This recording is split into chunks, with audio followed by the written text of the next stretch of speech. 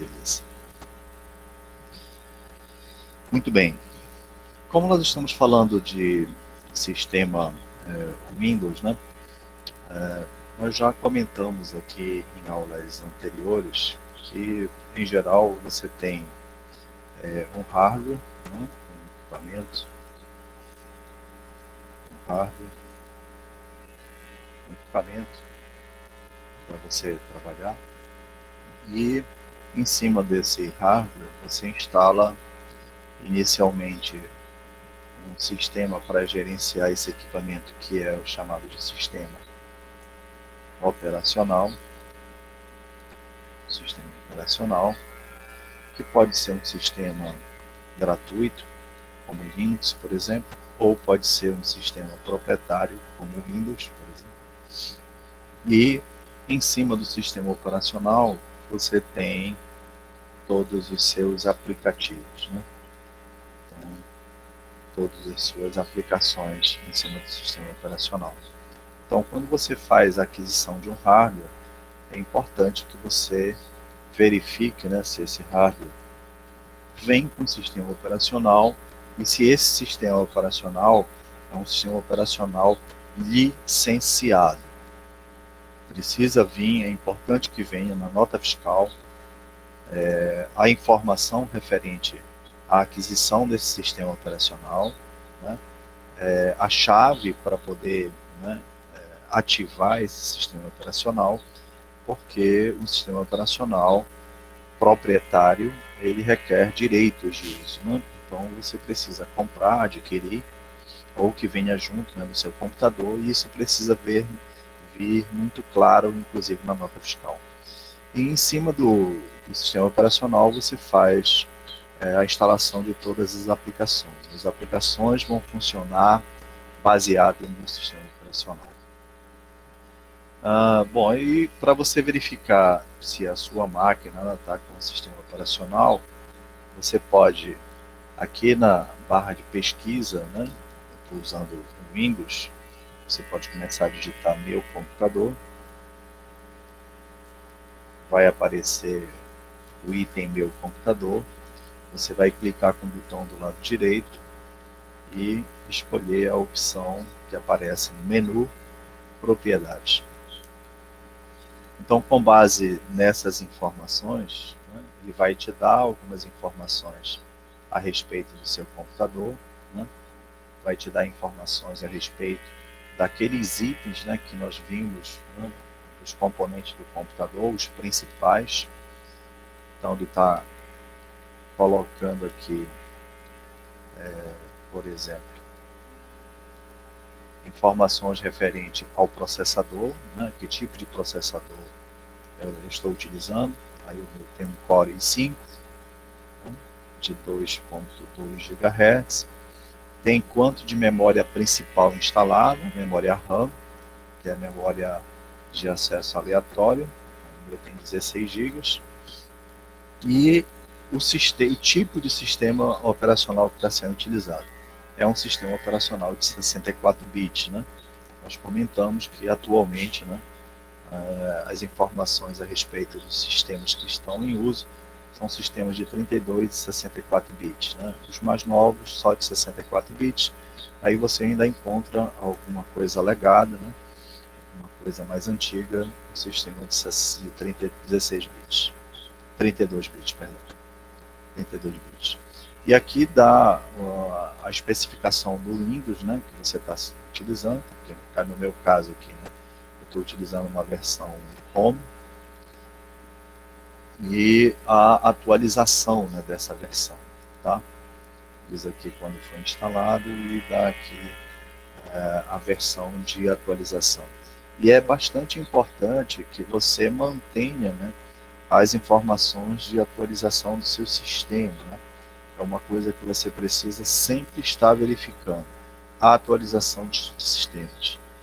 As pessoas não costumam dar muita importância para isso, mas em geral os ataques, né, que ocorrem na rede sobre os computadores, eles vão em busca, né, de alguma brecha que foi deixada por alguma falha, né, nos sistemas operacionais que não foram atualizados, né? Então é bastante importante você estar sempre verificando, né? Você pode fazer isso digitando aqui na barra de procura, por exemplo, o Windows Update. Quando você seleciona essa opção, aí ele vai te permitir verificar, né, se tem algum tipo de atualização, né, do Windows Update. Deixa eu voltar para a tela lá de novo. Windows Update. Windows Update. Aí você vai para a opção de configuração de Windows Update e você consegue verificar, né, fazer uma verificação se tem algum tipo de atualização, né? Então, você pode selecionar a opção aqui, verificar se há atualização, e ele vai te dizer, né, se existe algum tipo de atualização para ser feita. Isso é muito importante, né, que você faça isso. E claro, você vai conseguir fazer a atualização se você tem uma versão atualizada, né? Então, por isso que são duas coisas bastante importantes. É você, ao adquirir um computador, mesmo que a loja já diga lá, olha, vai tudo instalado, mas você faça a verificação se essa instalação foi feita de forma licenciada. E claro, você precisa pagar para isso, né? Normalmente nos notebooks já vem uma versão de fábrica, né, instalado, mas também vem a especificação da nota fiscal e normalmente vem um selo, né, da Microsoft informando que aquele Windows é um Windows legal, um Windows legalizado. Né? Para quem utiliza sistemas não proprietários, né, porque eu posso ter um sistema operacional não proprietário como o Linux, né, não existe necessidade de licenciamento. Mas, claro, todas as aplicações, né, vão funcionar em cima desse sistema operacional. Então, nem todos os aplicativos existem versão para aquele sistema operacional. Bom, então o sistema operacional é importante porque é em cima do sistema operacional que você faz a instalação das aplicações, né?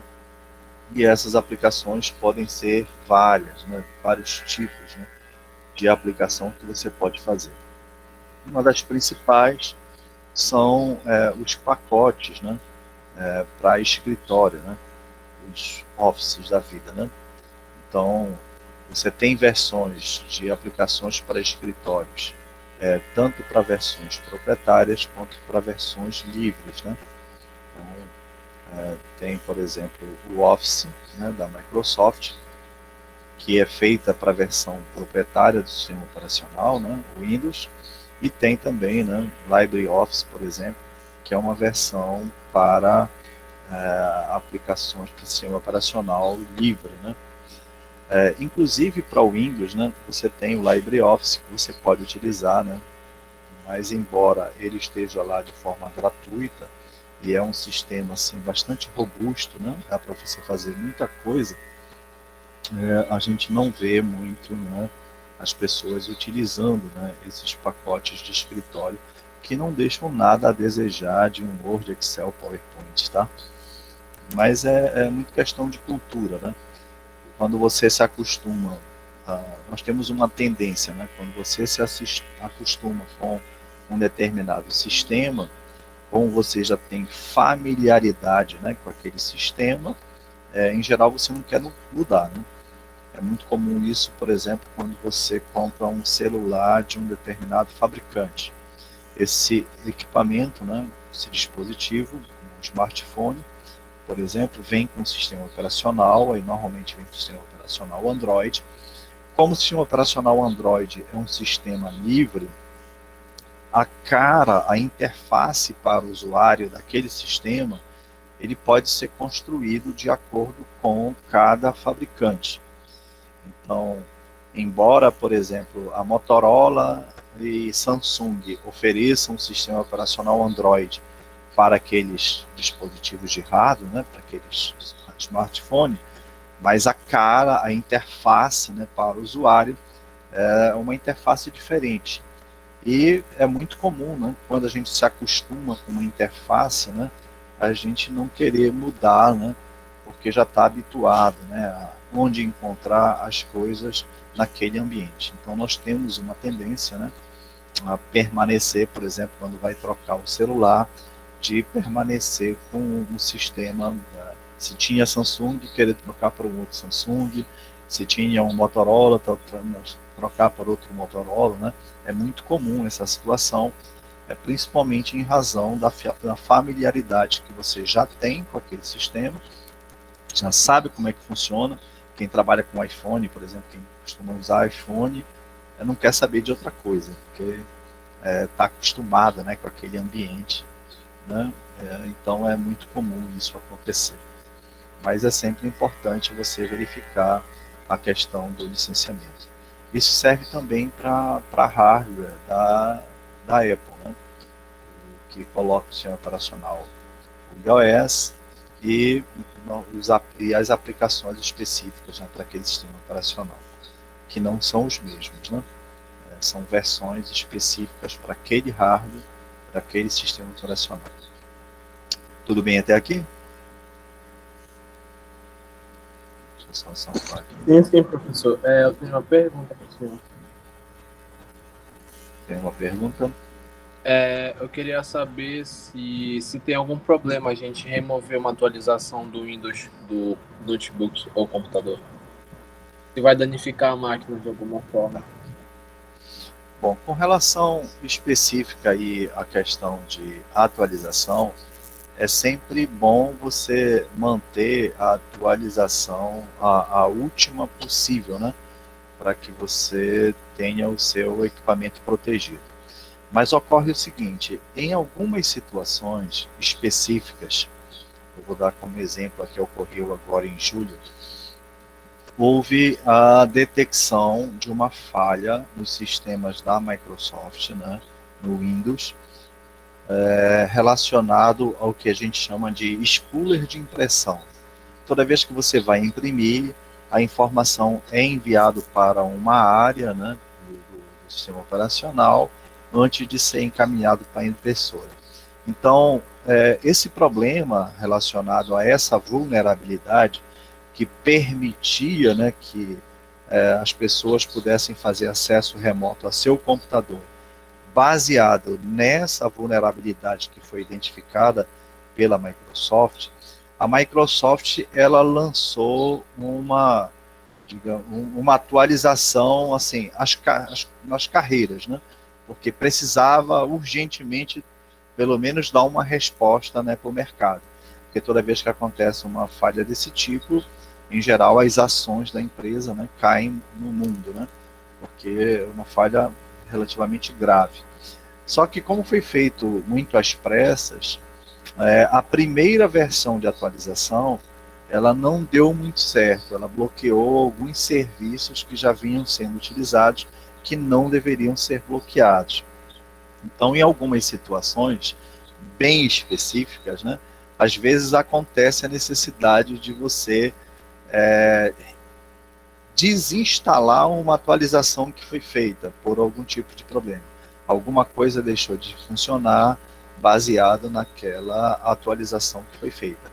Então, às vezes ocorre, né, a necessidade de fazer a desinstalação.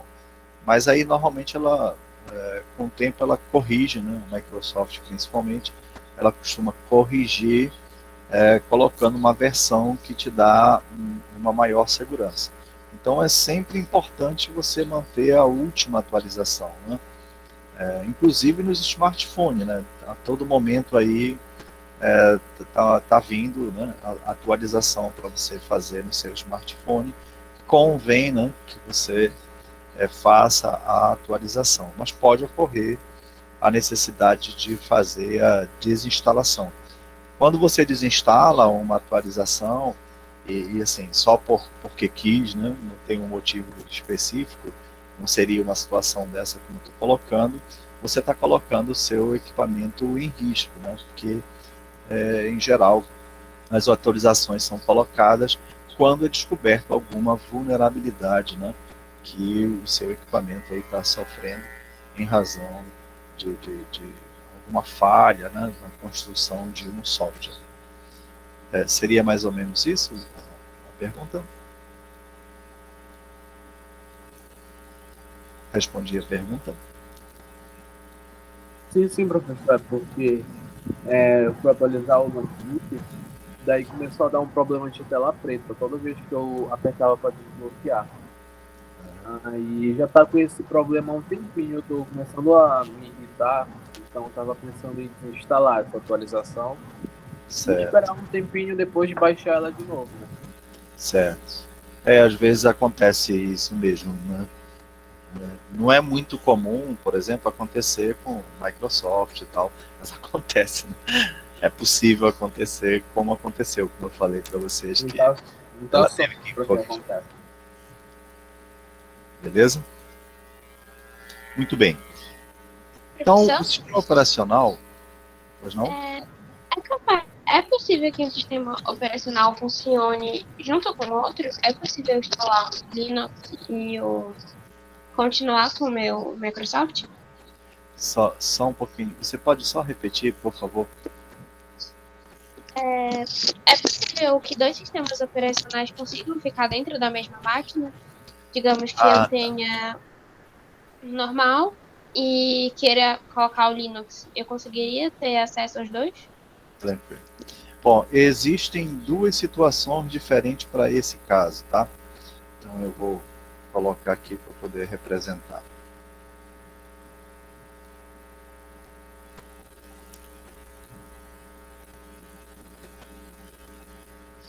Bom, uma primeira situação é a seguinte: é eu pegar e fazer a instalação, o que a gente chama de... Deixa eu pegar aqui para...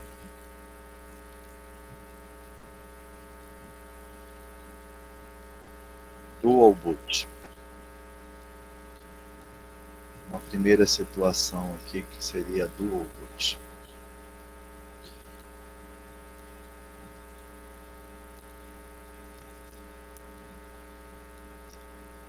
Essa aqui é uma primeira situação, Dual Boot. A ideia é fazer o seguinte, né? Eu pegar o disco rígido ou SSD e criar o que a gente chama de duas partições. Duas partições. É eu pegar um disco físico e separar em duas unidades lógicas, né? Então eu dividi esse disco em duas partes. E nessas duas partes, eu pego, numa primeira parte, eu instalo um sistema operacional e os seus respectivos aplicativos, né, para o sistema operacional 1. Eles funcionam em cima do sistema operacional 1. E na outra parte do hardware, eu fazer a instalação de um sistema operacional 2. Então, por exemplo, numa partição eu instalo Windows e na outra partição eu instalo Linux. E na hora que eu estou inicializando a máquina, o boot, o processo de boot, né, inicialização da máquina, quando eu ligo, né, o computador, na inicialização do meu computador, inicialização. Na inicialização do meu computador, vai aparecer um menu onde eu vou escolher, né, o que eu vou utilizar. Por exemplo, nos nossos laboratórios lá de informática, a gente costuma fazer isso. Por quê? A gente, como utiliza ora um ambiente Windows, ora um ambiente Linux, aí a gente costuma fazer o Dual Boot, né? Pega o hardware, no HD divide em duas partes e faz a instalação separada. Só que na inicialização vai aparecer um menu onde eu vou escolher que sistema operacional eu vou querer utilizar naquele momento. Aí ele vai perguntar lá se eu quero o 1, por exemplo, o Windows, ou se eu quero o 2, o Linux. Aí da feita que eu escolho, eu só vou utilizar os aplicativos referentes àquela escolha que eu fiz. Tá? Essa é a primeira situação. Agora nós temos uma segunda situação, que é uma situação bem recente, muito usada principalmente para ambientes de servidores, onde eu tenho lá muitas máquinas, muitos serviços disponibilizados, que é o seguinte, que é a questão da virtualização.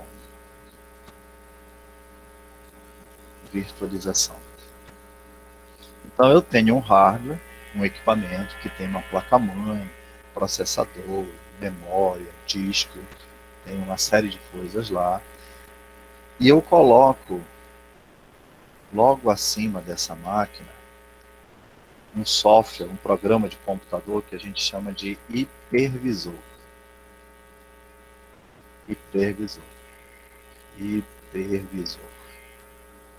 A gente chama de hipervisor. É um software de virtualização, um programa de computador, que a gente chama de hipervisor. Aí tem vários fabricantes, tem VMware, tem Zen, tem uma série de... São vários que tem no mercado aí. Aí esse hipervisor, eu vou fazer o seguinte, eu vou criar o que a gente chama de uma VM, uma virtual machine, uma máquina virtual.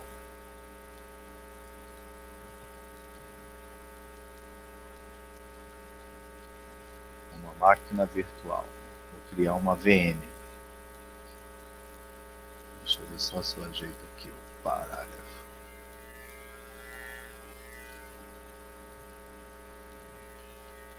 Uma máquina virtual.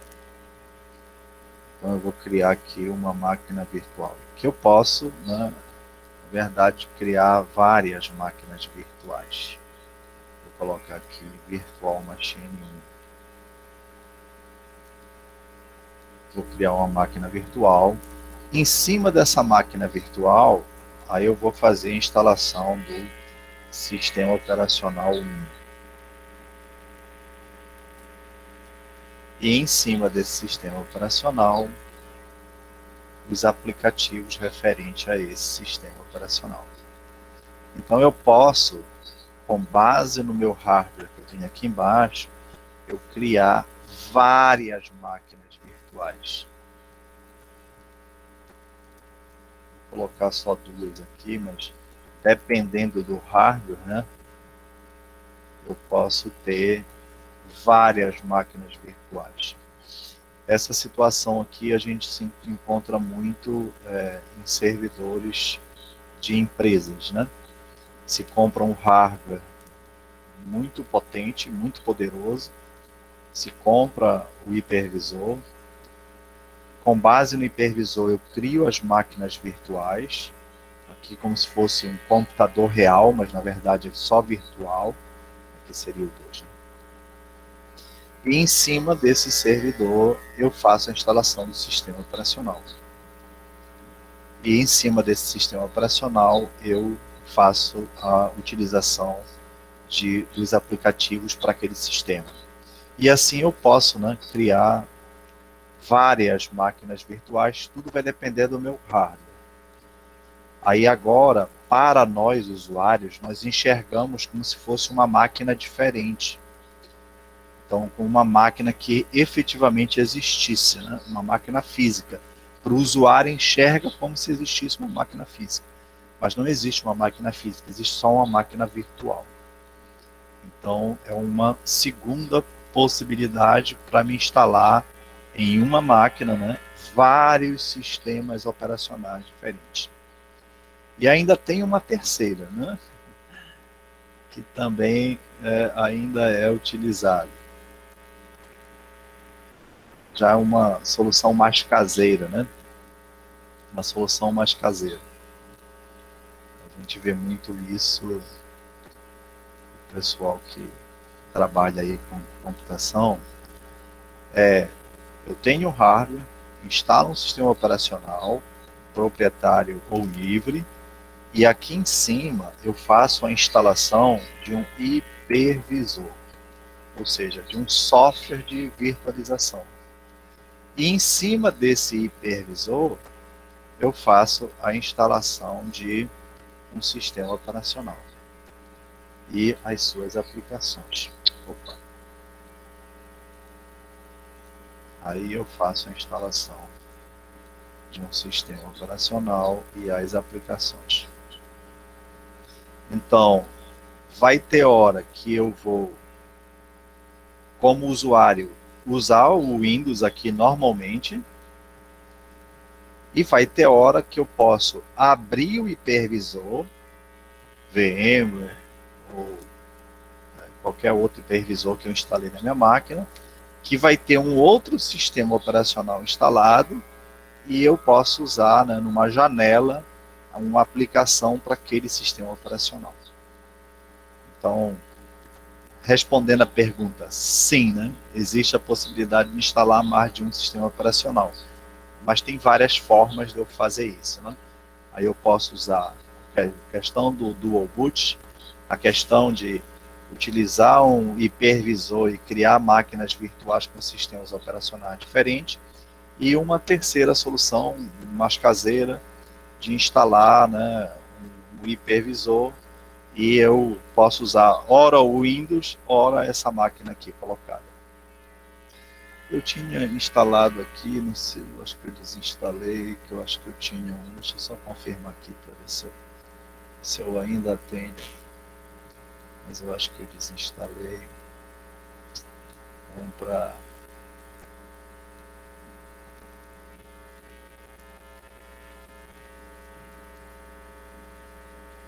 Eu desinstalei. Eu tinha o VMware instalado, que é um hipervisor que eu usava na minha máquina, por exemplo. Eu uso Windows, né, como programa principal, mas às vezes eu preciso fazer alguma coisa no Linux. Então eu instalei um hipervisor chamado de VMware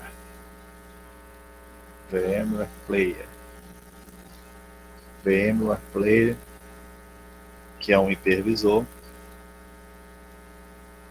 e nesse hipervisor ele cria uma máquina virtual, e nessa máquina virtual eu instalei o Linux, mas eu já fiz a desinstalação, e eu uso o Linux, né, e as aplicações do Linux nessa máquina virtual, mas por baixo fica o Windows, né? Agora é claro que a gente tem que reconhecer que assim, o hardware é um só, né? Então todas essas soluções aqui, né, tornam os sistemas mais lentos, né? Óbvio, porque eu estou colocando uma camada de software no meio aí para poder utilizar essas soluções, tá certo? Respondeu a pergunta? Sim. Tudo bem? Já estão por aí?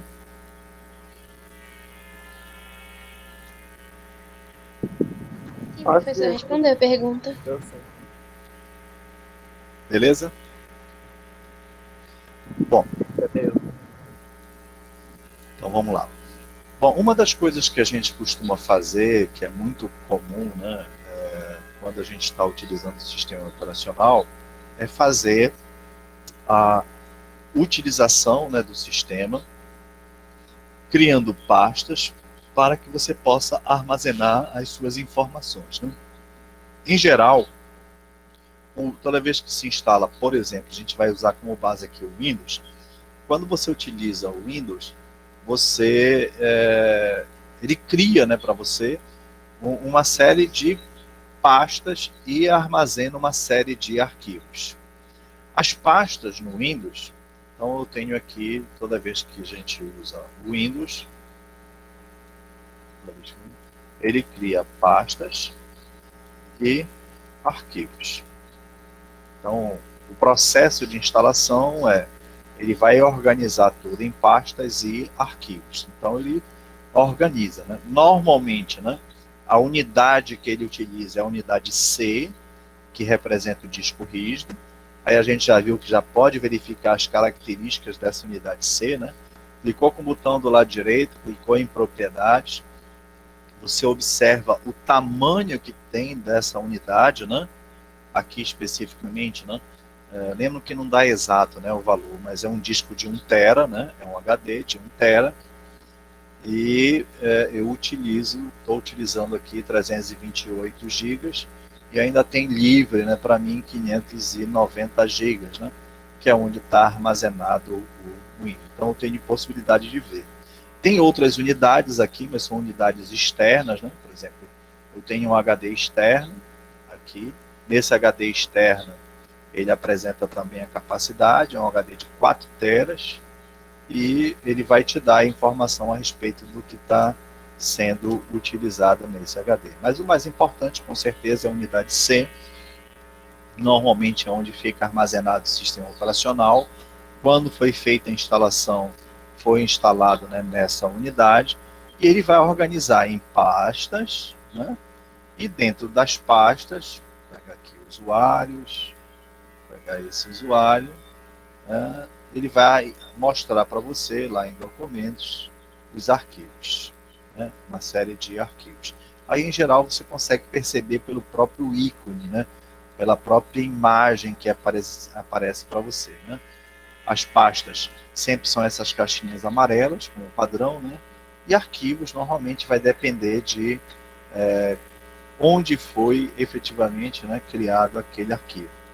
Então, se você pegar aqui qualquer documento aqui, vou pegar do IFPA aqui, vou acessar a pasta do IFPA, então eu organizei aqui em pastas, no ano de 2021, 2021-2, na turma de vocês.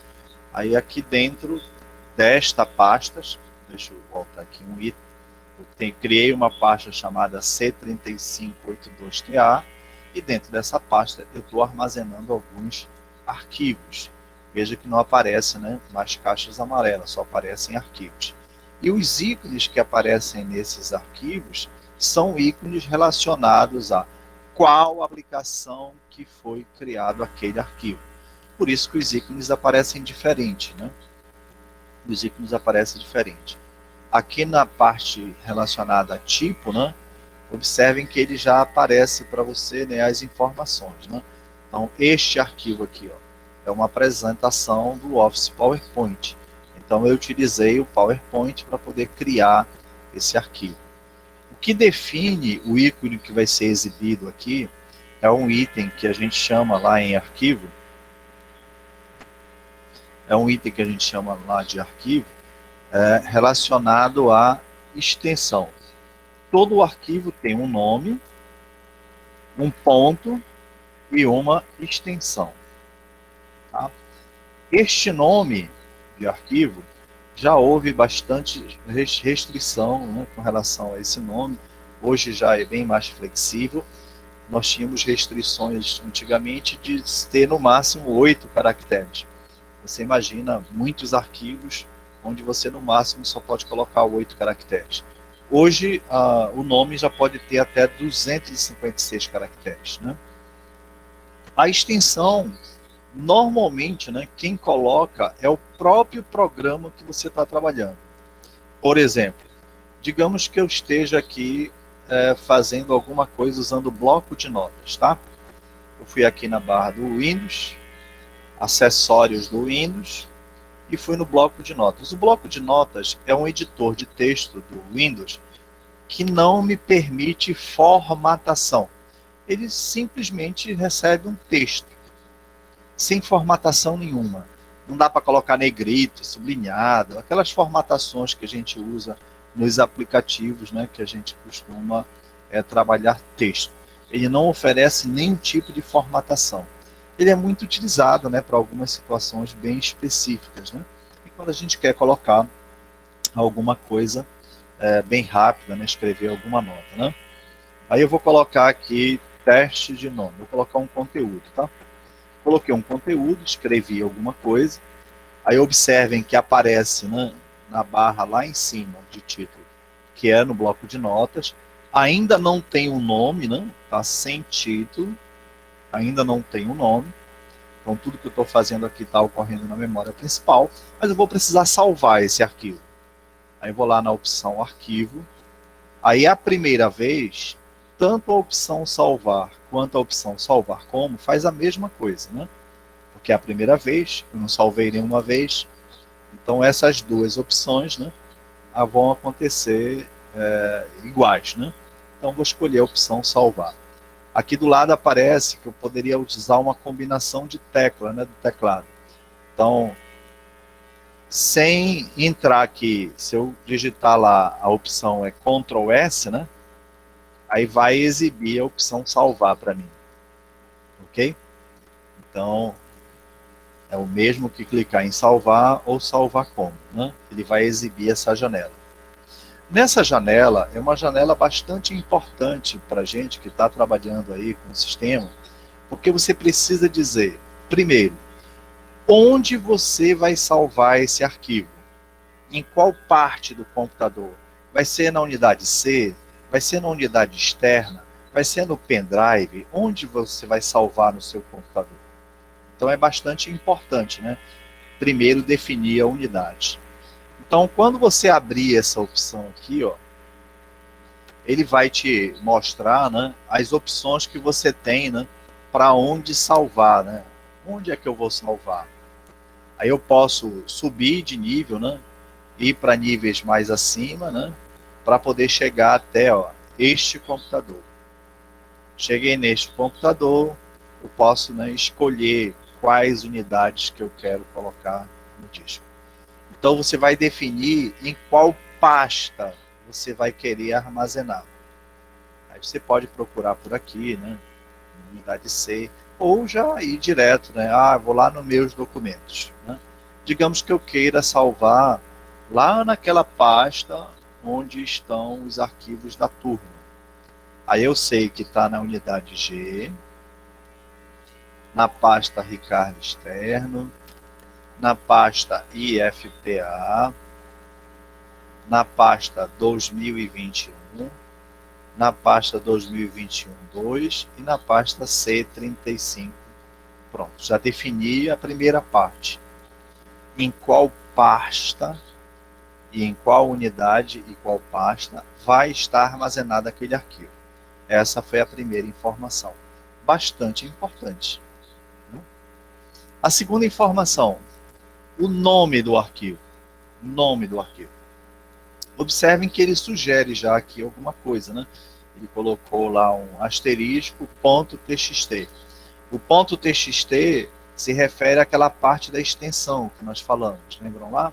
A extensão do arquivo? A parte de extensão do arquivo, né?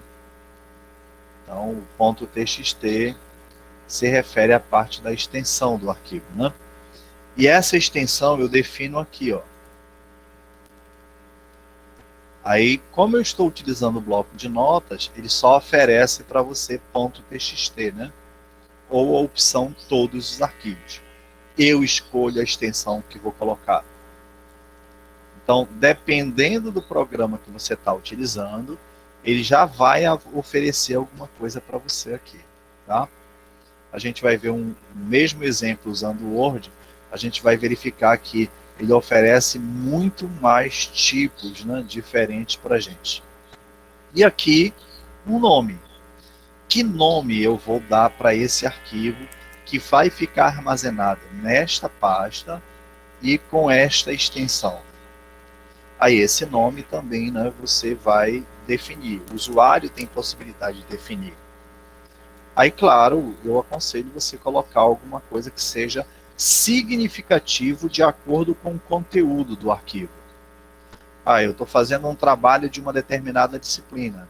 Eu estou fazendo um trabalho lá para a disciplina de informática básica. Aí eu vou colocar lá o nome do trabalho de informática básica do IFPA. Então, um nome significativo, né? Então eu vou colocar aqui teste de nomeação de arquivos. Desculpe, mas é porque eu tenho por hábito não utilizar muito caracteres especiais, tá? Mas você pode utilizar caracteres especiais. Nomeação de arquivos. Você pode usar espaços em branco, né, no nome de arquivo, caracteres especiais, né? Eu tenho por hábito, porque algumas vezes você tem problemas, né, em relação ao uso de caracteres especiais. Eu costumo não utilizar caracteres especiais, no máximo o underline aqui, né, e separando os nomes de arquivo. Mas aí é de cada um, tá? Você pode utilizar caracteres especiais e pode utilizar espaços em branco, tá? Por exemplo, se eu vou seguir minha regra, né, eu vou seguir teste de nomeação de arquivo. Aí eu colocaria assim, seguindo aí o meu padrão. Mas é à vontade, tá? É muito pessoal essa questão aí. Aí eu posso clicar em salvar, aí pronto, olha, agora aquilo que estava só na memória principal do meu computador, agora está armazenado na memória secundária, né? Se eu for lá nesse local, G, Ricardo e FPA 2021-2021-2 na pasta C358TA, que é o local, né, onde está armazenada a informação. Vejam aqui o caminho completo, né? O caminho completo a gente chama de path, ou caminho completo. Aí eu tenho essa informação. Está na unidade G, na pasta Ricardo Março 2021, IFPA, dentro dessa pasta, na pasta IFPA, dentro do IFPA, na pasta 2021, dentro da pasta 2021, a pasta 2021-2, e dentro da pasta 2021-2, na pasta C3582TA. E está lá armazenado o arquivo. Está aqui, ó. Bem aqui. Aí ele colocou aquele nome que você definiu, no caso que eu defini aqui. Ele dá duas informações importantes, data e hora de criação desse arquivo. Diz que é um documento de texto, ou seja, que eu utilizei o bloco de nota, e dá o tamanho do arquivo, 1 KB. O tamanho do arquivo. Isso é muito importante, né? Saber onde você salva o arquivo. Até porque hoje ele permite, por exemplo, de você salvar diretamente na nuvem, né? Então eu poderia ter um drive da nuvem aqui e colocar esse arquivo, né, colocado lá. Tá? Então por isso tudo foi gerenciado, né, pelo sistema operacional. Tá? Vamos ver agora uma segunda situação. Digamos que eu queira criar uma pasta a partir dessa unidade da turma para poder armazenar alguma coisa. Para criar uma pasta é bastante simples, né? Então nós vimos aqui a criação de arquivo no bloco de notas. Foi a primeira situação aqui que nós vimos. E agora nós vamos fazer uma criação de pasta no Explorer do Windows e salvar um arquivo de texto no Word. Vamos executar essa tarefa agora. Então, vamos criar uma pasta usando o Explorer do Windows e salvar um arquivo de texto no Word, tá? Bom, primeiro, o Explorer do Windows que eu estou me referindo aqui, tá? Normalmente ele fica disponível aqui nessa barra de tarefas, aqui embaixo, ou então, né, eu posso ir aqui Windows, acessórios do Windows,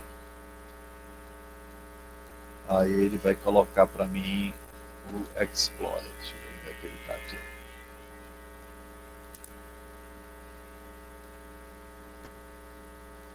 Aqui ele não está, ele está aqui direto. O meu está aqui direto, né? O meu disponibiliza aqui direto. Em geral ele está aqui na barra de tarefas do Windows, né? Mas eu poderia começar a escrever, né, Explorador de arquivo. Ó. Ele já coloca, né, para mim, o explorador de arquivos. Começou a digitar, ele já vai mostrar para você o explorador de arquivo. Aí você pega e abre o explorador de arquivos. Aí ele vai te dar uma estrutura aqui do lado esquerdo, aí algumas coisas repetidas, né, porque documentos está na unidade C, todas essas pastas aqui que foram criadas estão na unidade C. E do lado direito, né, quando você clica do lado esquerdo, ele mostra do lado direito. Vou dar um exemplo. Vou clicar aqui na pasta 2021, ele mostra tudo que está lá. Vou clicar na pasta C35, ele mostra tudo que está dentro da pasta. Vou clicar na pasta Python, ele mostra tudo que está na pasta Python. Vou clicar em documentos, ele mostra tudo do lado direito que está em documentos.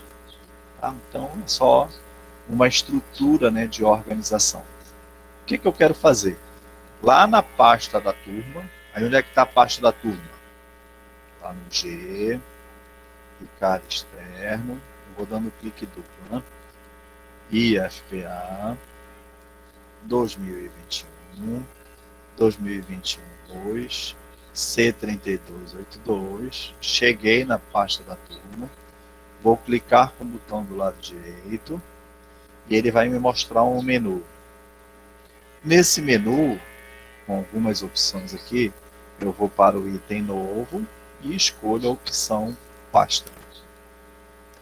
Então veja, a primeira coisa que eu fiz foi ir para o local onde eu quero criar a pasta, usando o Explorer do Windows, o explorador do Windows. Depois, clicou com o botão do lado direito, em uma área livre, e do menu que apareceu, novo pasta.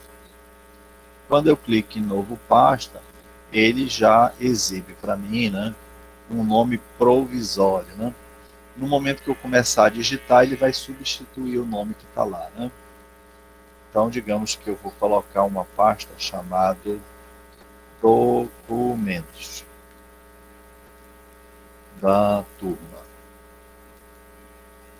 Vou usar esse nome. Do mesmo jeito que arquivo, né? Ele me permite também usar 256 caracteres para poder definir o nome da pasta. Teclou Enter, pronto, criei a pasta. Se eu der um clique duplo em cima da pasta, obviamente não tem nada, né, nessa pasta. A pasta está vazia, porque não tem. Aí todo o caminho da pasta está aqui, né? Vou clicar Ctrl C, fiz a criação da pasta. Então isso aqui é a pasta, documentos da turma. Aí agora eu quero salvar algo nesta pasta, né? Na pasta documentos da turma. Aí eu disse que eu ia fazer no Word, né? Eu já estou com o Word aberto aqui, mas aí como é que seria, né?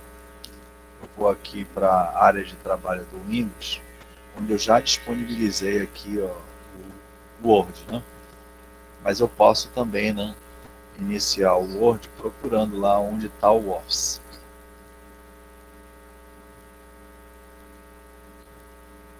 Procurando onde está o Office. Vamos lá. Vou procurar aqui onde está o Office, Microsoft Office. A minha versão é uma versão antiga, né?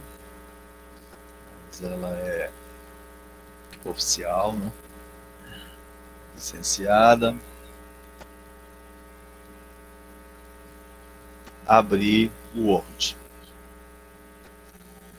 Então eu fui buscar onde estava o Word. Então eu posso clicar em cima, começar a digitar alguma coisa. Teste de armazenamento de arquivo. Digitei alguma coisa só para constar alguma coisa lá dentro.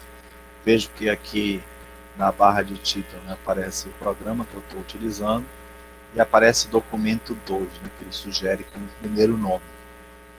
mas eu não quero esse nome, né? Eu quero colocar e armazenar lá na pasta que eu quis. Aí eu vou aqui, né, no ícone, né, referente ao Word. Isso aqui muda um pouquinho de acordo com a versão, tá? No IFPA, salvo engano, tem a versão 2013, né? Uma versão mais nova do que a minha. Né? A gente vai ver que o ícone é um pouquinho diferente, mas é bem parecido.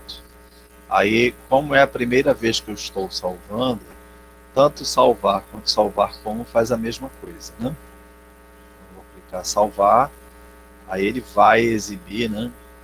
Para que eu possa definir, primeiro, qual o local que eu quero armazenar, qual o nome e qual o tipo de arquivo, né, que está sendo colocado. Beleza? Bom, já caiu aqui, né, no lugar que eu quero, mas bora lá. Eu quero ir lá na unidade G, lá na pasta Ricardo, depois na pasta Ricardo, IFPA, depois do IFPA 2021, depois de 2021, 2021-2, depois C735, depois documentos da turma. Pronto. Definir o local onde vai ser armazenada a minha informação. Do Word é um pouquinho diferente. Em geral, ele sugere um nome para você e normalmente, né, ele pega a primeira linha do documento. Observa que coincide, né, o nome que ele sugeriu aqui, ó, com a primeira linha, né, do documento. Tá? Mas você não é obrigado a aceitar o que ele sugere. Né? Você nunca deve aceitar o que ele está sugerindo. Né? Eu recomendo que você defina, né, o nome do arquivo. Né? Vou chamar de arquivo de teste de salvamento. Arquivo de teste de salvamento. Aí já defini o local, já defini um nome e agora eu posso definir um tipo. Né? Se eu quero que seja efetivamente um arquivo do Word, eu não preciso alterar essa opção. Mas vejam, diferente do que nós vimos agora lá no bloco de notas, vejam só as opções que o Word lhe permite. Bem mais do que o bloco de notas. Né? Observe que ele até gerar um PDF, né, ele permite fazer isso. Mas são vários tipos que ele permite para mim. Né? Aí o padrão é documento do Word, mas pode ser um documento habilitado para macro. Macros são formas de você colocar algum tipo de programação dentro de um arquivo. Ele executa automaticamente algumas coisas dentro de um arquivo. Aí, documento do Word, modelo do Word, então, várias outras opções aqui que ele te permite salvar. Tá? Mas, se você está fazendo um documento do Word, para possíveis modificações posteriores, né, você não vai mudar isso aqui. Por exemplo, toda vez que eu termino as aulas, né, aí eu vou clicar em salvar. Aí vai começar, aparece para mim o salvamento. Toda vez que eu termino as aulas, aí normalmente, né, eu guardo esse arquivo, aí eu vou dar um salvar como. Ó, eu tenho um arquivo que já está salvo, eu coloquei o nome aula de 15 de 9 de 2021, mas eu quero salvar num outro formato, um PDF para poder publicar, para poder disponibilizar para vocês na internet. Aí eu dou um arquivo salvar como. Aí eu mantenho o mesmo nome, mesmo local, não altero o local, mantenho o mesmo nome. Aí eu venho aqui, ó, abro e olha, eu quero disponibilizar em PDF para a turma. Aí eu posso salvar em PDF. Então ele vai pegar aquele arquivo e vai gerar um arquivo em formato diferente. Vejam que já abriu aqui no Adobe Reader, para poder fazer somente leitura, um arquivo somente leitura. Então, do Word, né, me permite fazer esse processo. Ah, dá para fazer o processo inverso? a partir de um arquivo somente leitura, tornar para o Word, é possível, desde que eu tenha a versão do Adobe que é paga para fazer isso, né? Em geral é uma versão paga. Então eu posso transformar, né, um arquivo que é somente leitura, um PDF, em um arquivo do Word, editável. Mas aí só a versão Pro, né, do Reader, para poder executar essa tarefa, né? Tem alguns programas disponíveis na internet, mas eu sempre, assim, falo o seguinte: não tem almoço grátis, né? Então, alguns programas que disponibilizam para você, dizendo que vai fazer alguma coisa e você não conhece, não faça. Não faça. Porque quando você instala um programa no seu computador, dizendo que vai fazer alguma coisa, que serve para alguma coisa, dependendo da fonte, né, que a gente não sabe qual é a fonte, pode não acontecer só aquilo, né? Ele pode instalar outras coisas no seu computador. Lembra que quando você instala, você armazena as coisas no hardware, no seu hardware. Então, pode, né, disponibilizar outras coisas. Então, desconfiem sempre, né? Aquela história de, instale um programa para descobrir a senha do Facebook do marido, da mulher, do namorado. E, meu amigo, é roubada. Porque ele vai infectar sua máquina e quem vai se ferrar é você. É muito complicado. E, claro, eles oferecem, eles usam o que a gente chama, né, já comentei com você, de engenharia social, e vai te enganar, porque não tem almoço grátis, né? Se quer alguma coisa para fazer uma tarefa específica, normalmente são programas pagos, né? Por exemplo, software de gerenciamento de hospitais, né? É tudo pago. O que ele pode colocar é uma versão que ele chama de trial, uma versão de teste, com algumas funcionalidades. Mas não tem almoço grátis. Eles, uma hora, eles vão, né, te cobrar, você vai ter que pagar para isso. Tem muita coisa grátis hoje na internet, né? Grátis que oferecem para você, por exemplo, o Gmail, né? Oferece grátis para você, mas lá nas entrelinhas eles permitem, você permitiu, né, que ele possa acessar tudo que você disponibiliza aí nos seus e-mails e tal. Então é bem complicado isso. Tudo bem até aqui? Como fazer uma pasta? Vamos ver se na próxima semana a gente consegue, né, fazer isso, criar uma pasta e armazenar as informações baseadas no software, né, nessa pasta. Então, de acordo com o software que você utiliza, sempre ele vai colocar, né, uma extensão diferente para você, né? O Word, normalmente, né, a extensão que ele coloca é um arquivo .doc, né, falando de extensão no Word. Dependendo da versão, é .doc ou .docx. As versões mais novas do Word, salvo engano, a partir de 2013, ele começou a colocar docx. Se for feito no bloco de notas, a extensão padrão é .txt. Se você usar o Excel, a extensão padrão é .xls ou .xlsx. Se for usar o PowerPoint, ele vai colocar a extensão .ppt ou .pptx por padrão, né? Então, e assim, né, no Adobe Reader é .pdf.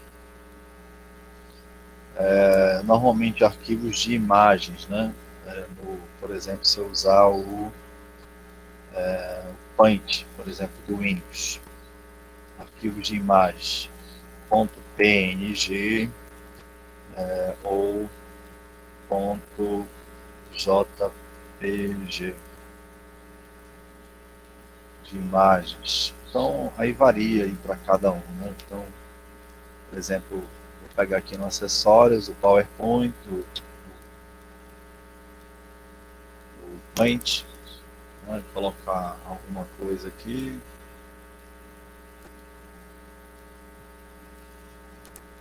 E no momento que eu salvar, eu posso clicar aqui no disquete, que é o mesmo que salvar, salvar como.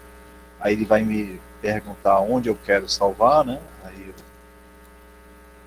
vou colocar aqui lá onde a gente está salvando. IFPA 2021, 2021-2, documentos da turma, né? Teste de imagem. Aí observem que ele vai, né, me permitir aqui, ó, várias opções, né, que eu posso salvar. Aí, em geral, o pessoal salva a imagem como PNG ou JPEG, né, JPG, .jpg. Salvei, e se eu sair agora do arquivo e ir lá na pasta onde a gente está colocando, já tem lá, ó, o arquivo JPG. Então, qualquer coisa que eu faça, né, ele vai, né, colocar a informação. Vou dar um salvar como aqui para poder salvar no bloco de notas. Perdão, como PDF. Vou salvar em documentos da turma. Vou salvar o aula em PDF. Se eu for lá, a aula em PDF. Aí ele me mostra aqui o tipo de arquivo. Então são informações importantes, né? É uma ferramenta importante, o Explorer do Windows, né? Que você utiliza para organizar as suas informações, né? Onde você quer salvar. Se você coloca normalmente um pendrive no seu computador, eu vou colocar um pendrive aqui. Em geral, quando você coloca o pendrive, automaticamente é reconhecido, né? E ele já está me mostrando aqui, ó, essa nova unidade, ó, a unidade onde tem, né, pastas, né, e tem arquivos, né? Tem arquivos, pastas e arquivos. Dentro das pastas, né, ou pode ter outras pastas ou outros arquivos, né, colocados nessa pasta. Então colocou, é muito comum, né, ele automaticamente já identificar. E todo aquele serviço que eu faço lá para poder criar pasta, né? Ó, cliquei com o lado direito, novo, pasta. Ele já me permite, né, criar uma pasta, vou chamar pasta de teste. E aqui dentro eu posso criar outras pastas, né? Ou criar arquivos, né? Posso criar um documento de texto. Salvar alguma coisa aqui. Vou salvar dentro dessa pasta um arquivo que eu fiz aqui no bloco de notas. Então, todo o trabalho, por isso que é importante, né, você verificar como ver, né, tem espaço, clicou com o botão do lado direito, propriedades, para saber se tem espaço, né? Antes de copiar qualquer coisa, de fazer qualquer coisa, fazer a verificação. É um pendrive de 8 GB, né, estou usando 3 e alguma coisa, e ainda tem disponível aí. Também é outra informação importante, né? Você fazer a verificação se tem espaço suficiente. Aí como eu posso ver isso? Clicando com o botão do lado direito, propriedade, ele vai te dar as informações, né, a respeito daquela unidade ou daquela pasta, né? Toda vez que clicou com o botão do lado direito, onde você colocou com o botão do lado direito, ele vai te dar as informações, né, daquela pasta, né? Mas como eu quero de uma unidade, né, aí em cima da unidade, que ela vai te dar informação a respeito de tamanho. Se for em cima de uma pasta, só informações a respeito daquilo que está lá naquela pasta. Alguma dúvida, alguma pergunta até aqui? Tá tudo bem? Ainda estão por aí?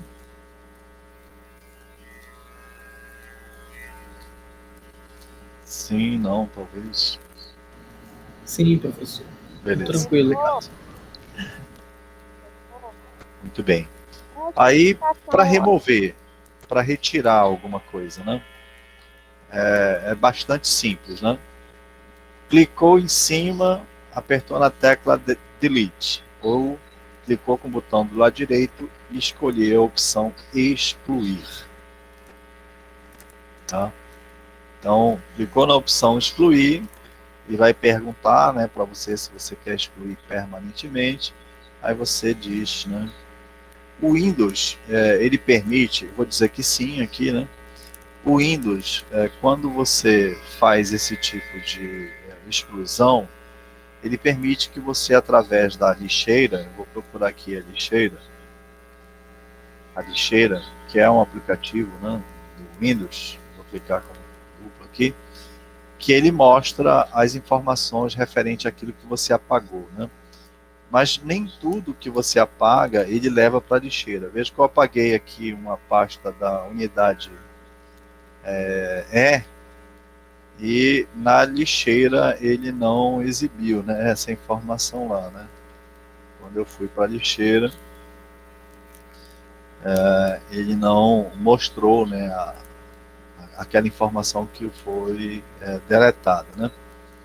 Então precisa ter muito cuidado, porque nem sempre ele permite que você volte, né?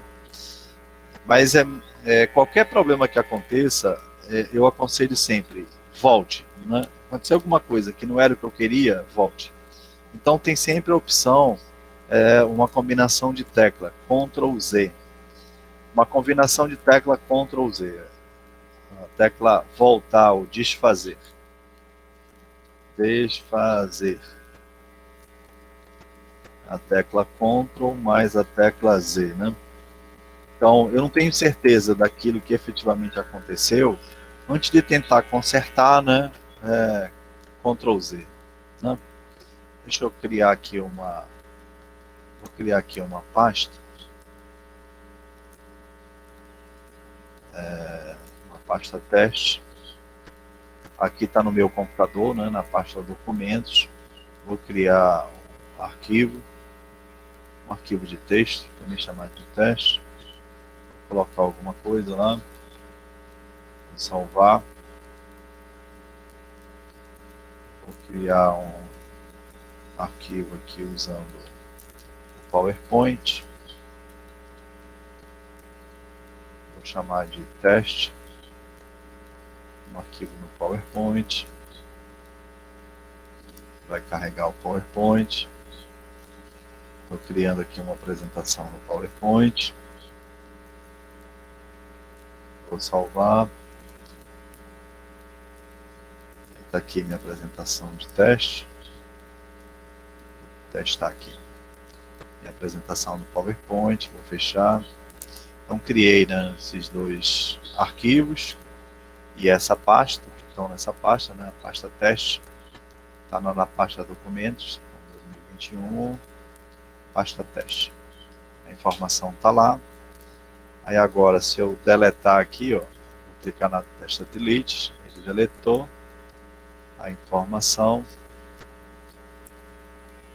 Vamos excluir essa daqui. Excluiu a informação. Vamos ver se agora ele manteve. Ah, sim, antes disso. Ctrl Z. Deixa eu ver se ele.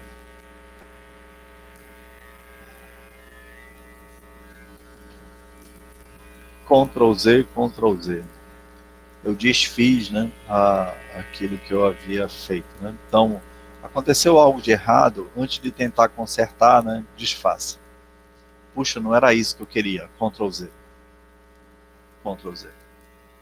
Porque às vezes a gente tentando, né, resolver acaba sendo pior. Então, antes de tentar resolver, Ctrl Z. Vou excluir aqui a informação. Vamos ver se ele levou a informação para a lixeira. Está aqui, ó.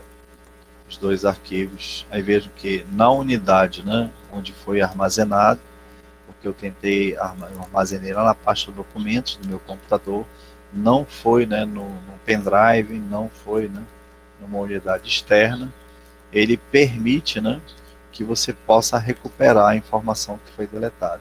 Mas viram que só apareceu para mim de informações dentro das minhas unidades aqui, ó.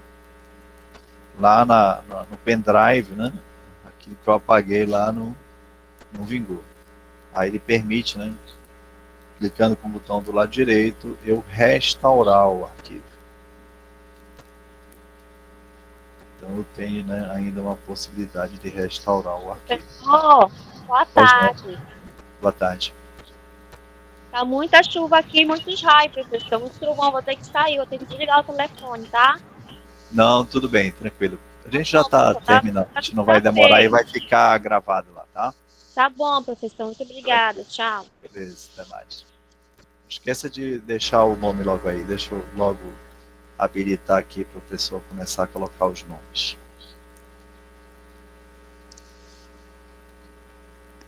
Podem começar logo aí para enquanto só a gente termina. Bom, então esse recurso, né, de desfazer dá para ser utilizado, né, dentro do Explorer do Windows, né, mas ele vai desfazer efetivamente algumas coisas que você fez no seu computador, né, nas unidades fixas do seu computador, né. Para algumas unidades você não consegue, né, fazer isso, como nós vimos agora no pendrive, que ele não recuperou a informação, né, que foi deletada, que foi apagada. Ele perguntou, mas em compensação, depois que foi feito, não consegui recuperar mais a informação. Mas nas unidades, né, de disco que você tem, meus documentos, né, você tem possibilidade aí de desfazer alguma coisa que acabou de ser feita, né? E também você precisa ter muito cuidado pelo seguinte, o Windows ele permite, né, tem algumas facilidades, e essas facilidades às vezes nem sempre são boas, né? Por exemplo, digamos que eu tenha aqui uma outra pasta chamada de nível 1, tá? E eu queira, por exemplo, mover esses arquivos daqui da pasta teste para dentro da pasta nível 1, porque dentro da pasta nível 1 não tem nada. Então dentro da pasta teste. E eu quero mover, vou colocar duas pastas aqui. Vou chamar uma pasta de nível 2. Nível 2. Então eu quero colocar esse arquivo do PowerPoint dentro da pasta nível 1 e quero colocar o arquivo teste eu usei o bloco de notas para a pasta de nível 2. Tá? Então, ele tem umas facilidades, por exemplo, eu posso simplesmente pegar e arrastar esse arquivo. Arrastar é o quê? Eu pressiono o ponteiro esquerdo do mouse e arrasto, né, até o local que eu quero. Aí eu solto. Vou fazer com esse outro. Pressiono o ponteiro do mouse, arrasto para o local que eu quero e solto. Se eu verificar lá, ó, ele moveu, né, as informações. Então, é uma facilidade? Vou fazer o contrário agora. Vou mover lá para o nível, lá para o teste. Vou armazenar lá para o teste. Trouxe para o teste de novo. Vou pegar lá o nível 1, vou levar lá para o teste. Eu arrasto para o local que eu quero. Então, é uma facilidade, mas ao mesmo tempo, né, você precisa ter muito cuidado, porque às vezes a gente acaba fazendo sem querer. Né? Às vezes, sem querer aqui, eu pego e... eu arrasto para algum lugar, e foi. Aí, puxa vida, para onde foi? Aí, antes de tentar consertar, né, não esqueçam Ctrl Z. Né? É sempre bom, né, antes de tentar consertar, lembrar do Ctrl Z para desfazer aquela ação que acabou de ser feita, né? Já que você não tem certeza, né, dessa ação. Eu posso também fazer cópias, né? Marquei o arquivo lá, Ctrl C. Vou clicar lá no nível 1, Ctrl V. Opa, acabei não clicando. Professor, Pode licença. não. Pode não. É que o meu celular tá descarregando e falta energia aqui em casa. Tá em 3%. É só colocar. Então, a hora Beleza. que desligar, você já sabe, tá? Tudo bem, sem problema. Já colocou o nome lá, né? Ainda não. Coloca Tá lá, lista. né? No chat. Por favor, lá na lista. Tá bom. Tranquilo. A gente já está terminando aqui. Então, o copiar, né? Ctrl C. Aí eu vou clicar no nível 1, Ctrl V. Aí eu fiz uma cópia. Ó. Tá lá o teste. E no nível 1 também está outro. Então, a cópia. Isso a gente faz muito, né? Na natureza nada se faz, nada se cria, tudo se copia, né? Ctrl C para copiar, mais Ctrl V para colar. É usado para muitas coisas, né? No Word, Excel, PowerPoint, aqui no Windows, né? Para executar tarefas com arquivos, né? Do Ctrl C, Ctrl V. A gente usa bastante, né? Para copiar e colar arquivos, beleza? Bom, a gente vai tentar executar, né, também essas tarefas aí na próxima semana, quando liberarem lá os laboratórios. Eu vou só parar aqui a gravação